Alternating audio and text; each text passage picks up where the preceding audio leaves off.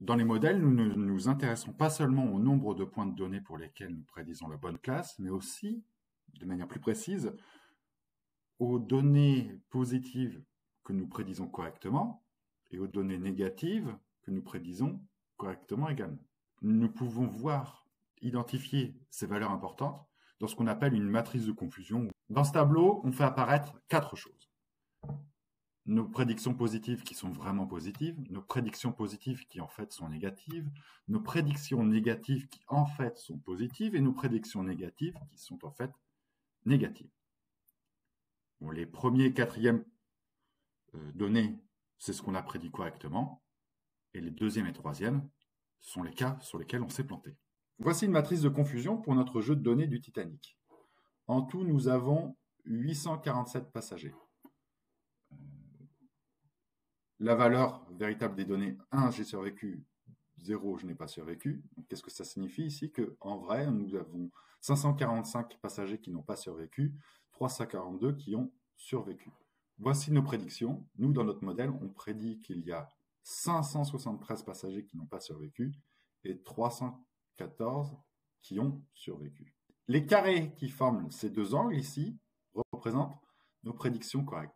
C'est-à-dire que j'ai prédit qu'il est mort, et en vrai, il est mort, dans 567 cas.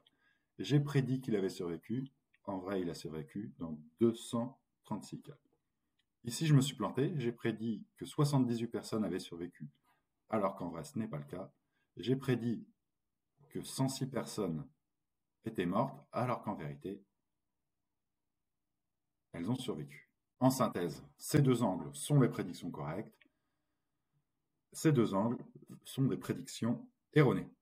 Dans les matrices de confusion, chacune des cases a un petit nom.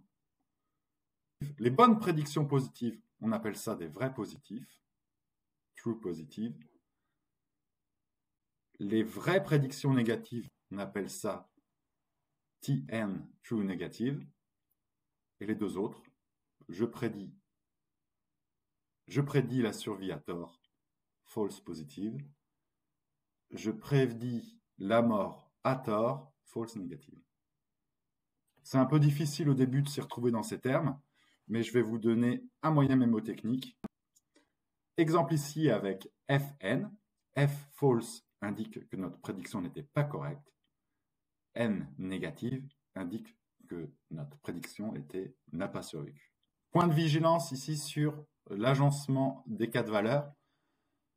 On ne sera pas forcément dans cette configuration ici. Les vrais positifs sont représentés ici en haut à gauche, alors que les vrais positifs sont représentés ici en bas à droite. Regardez bien la description du tableau entre le prédit et la vérité pour savoir comment placer ces étiquettes dans le tableau.